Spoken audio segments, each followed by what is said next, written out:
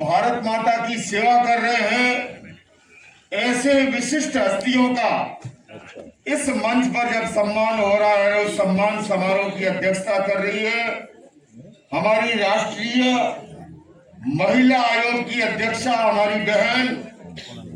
उन्हीं के परिपार्श्व में जिन्होंने न्याय के तराजू के साथ न केवल न्याय किया बल्कि भारत में अपने न्याय की क्षेत्र की नई लकीरें भी खींची, ऐसी न्यायमूर्ति उन्हीं के परिपार्श्व में हमारे भारतीय जनता पार्टी के राष्ट्रीय नेता भाई श्याम जाजू जी, हमारे कालीचरण महाराज जी, और इन तीनों को अगर मैं देखूं तो ब्रह्मा विष्णु महेश कहूं, अमर अकबरी एंथनी कहूं, क्या कहूं, और इन्होंने जीवंत दृश्य यहाँ उपस्थित किया।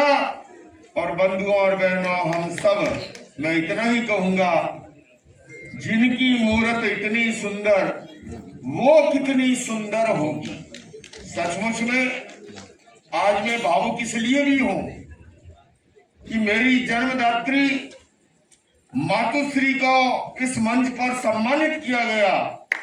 और मैं आज पहली बार आपसे इतना अवश्य कहना चाहूंगा, अगर मेरी मातुश्री नहीं होती तो ये लोकेश मुनि भी कौन सी अंधेरी गलियों में भटकता होता, कुछ नहीं पता। आज जो कुछ भी हो मैं उसकी बदौलत हूं। भाई श्याम जाजू जी, मैं आपसे कहना चाहूंगा, आपसे बहुत निकटता है। मैं अपने 6 भाई और 2 बहनों में सबसे छोटा था। मात्र जब 13-14 वर्ष का था, मेरे गांव में एक सन्यासी आए। उनका बाह्य व्यक्तित्व खूबसूरत था, आंतरिक उससे भी ज्यादा खूबसूरत था। चुंबक की तरह उन्होंने मुझे खींचा, किंतु मेरे सारे भाई और बहन इस बात के प्रखर विरोधी थे कि तू दीक्षा लेगा, भीख मांगेगा, सन्यासी बनेगा, ये हमें कदापि मंजूर नहीं। और संक्षेप में ये कहना चाहूंगा, सबने मुझे रोका, किंतु एक मेरी माँ ने कभी नहीं रोका, जबकि मैं उसकी कलेजे का टुकड़ा था, उसकी आंखों का तारा था। मैं ये कह सकता हूँ कि उस माँ के दिल के कोने में ये विचार कहीं कहीं पल रहा था कि मैं भी महाराज की माँ कहलाऊं। तो आज मैंने जीवन का कथगरा उनसे सीखा, ABCD सीखी, और आज यत किंचित रूप से अगर समाज की, देश की, भारत माता की अगर सेवा कर पा रहा हूं तो सारा का सारा श्रेय अगर किसी को जाता है वो माँ को जाता है। और बचपन में दिए हुए संस्कार, देखिए, देश की सुरक्षा केवल नदियों, पहाड़ों या सीमा रेखाओं से नहीं, देशवासियों के चरित्र बल पर निर्भर करती है। और चरित्र बल का बीड़ा जो है, जो बचपन में हमें संस्कार देते हैं माता पिता, वो नस्गत वो संस्कार होते हैं, ताउम्र जीवन भर काम आते हैं। मेरे पिताश्री का बड़ा कठोर अनुशासन था, इतना कठोर कि वो गली में एंटर होते थे तो गली में कर्फ्यू लग जाए, कोई खेलते हुए बच्चा नहीं मिलेगा। और मैं बताऊं, संध्या होते ही वो रोजाना हमें पास बैठाते थे, और जो कुछ भी सीखा है उसको रिवाइज करो। और मैं आज प्रतीक रूप में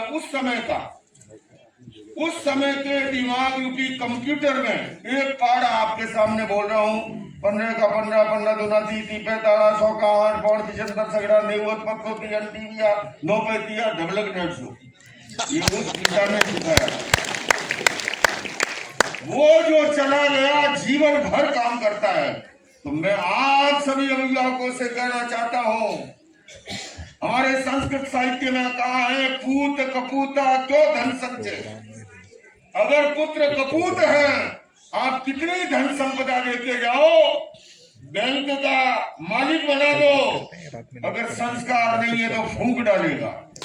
और अगर संस्कार है, धन दौलत नहीं भी दी, तो वो अपने श्रम और पुरुषार्थ की बदौलत उसे खड़ा देगा। इसलिए मैं अभिभावकों से आज मांग कर रहा हूं, आप कुछ समय अपने बच्चों को दीजिए। 24 घंटे में घड़ी 2 घड़ी का समय मेरे गुरुदेव ने मुझे सिखाया संस्कारों की संपदा है उत्कृष्ट अमूल्य, धन वैभव संसार का रखता है क्या मूल्य।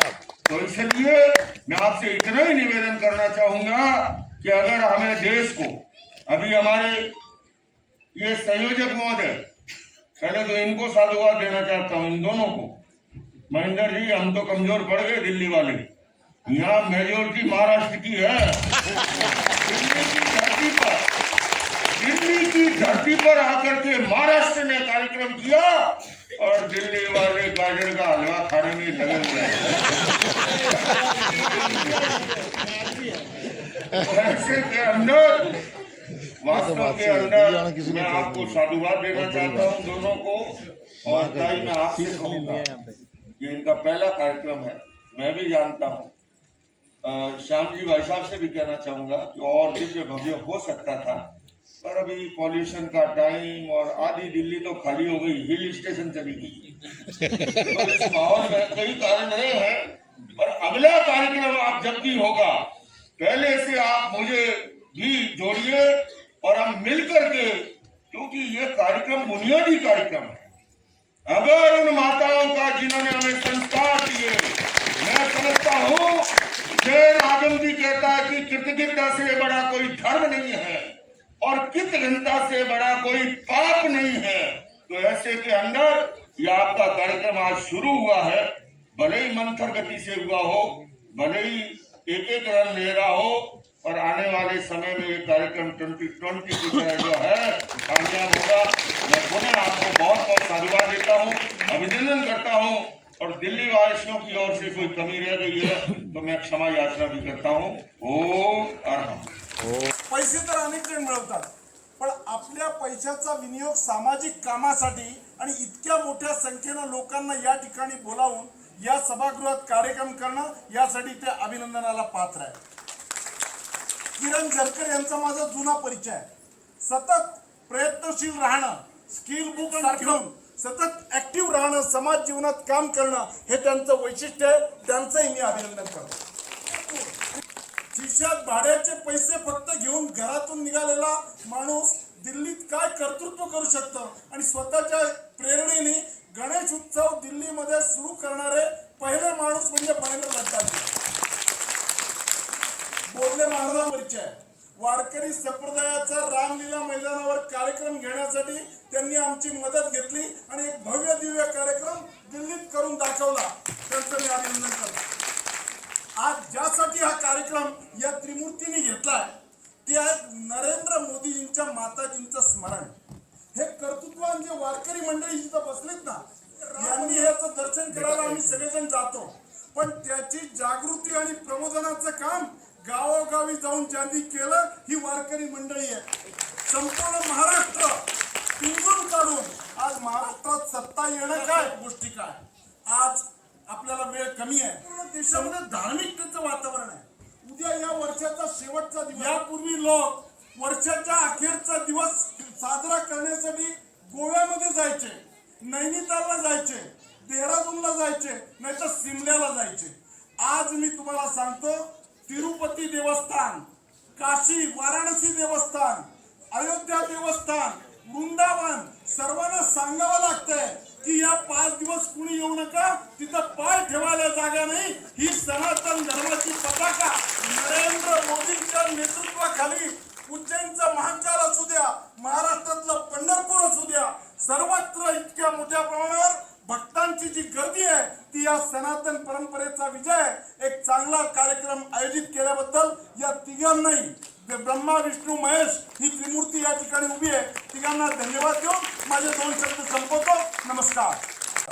पण आपल्या पैशाचा विनियोग सामाजिक कामासाठी आणि इतक्या मोठ्या संख्येनं लोकांना या ठिकाणी बोलावून या सभागृहात कार्यक्रम करणं, यासाठी ते अभिनंदनाला पात्र आहे। किरण झरकर यांचा माझा जुना परिचय आहे। सतत प्रयत्नशील राहणं, स्किल बुक घेऊन सतत ऍक्टिव्ह राहणं, समाज जीवनात काम करणं हे त्यांचं वैशिष्ट्य आहे, त्यांचंही मी अभिनंदन करतो। खिशात भाड्याचे पैसे फक्त घेऊन घरातून निघालेला माणूस दिल्लीत काय कर्तृत्व करू शकतो आणि स्वतःच्या प्रेरणेने गणेश उत्सव दिल्लीमध्ये सुरू करणारे पहिले माणूस म्हणजे महेंद्र लड्डाजी बोधले महाराजांवरचे वारकरी संप्रदायाचा रामलीला मैदानावर कार्यक्रम घेण्यासाठी त्यांनी आमची मदत घेतली आणि एक भव्य दिव्य कार्यक्रम दिल्लीत करून दाखवला. त्यांचं मी अभिनंदन करतो. आज ज्यासाठी हा कार्यक्रम या त्रिमूर्तींनी घेतलाय ते आहे नरेंद्र मोदीजींच्या माताजींचं स्मरण. हे कर्तृत्वान जे वारकरी मंडळी जिथं बसलेत ना, यांनी ह्याचं दर्शन करायला आम्ही सगळेजण जातो, पण त्याची जागृती आणि प्रबोधनाचं काम गावोगावी जाऊन ज्यांनी केलं ही वारकरी मंडळी आहे. संपूर्ण महाराष्ट्र पिंजून काढून आज महाराष्ट्रात सत्ता येणं काय गोष्टी काय.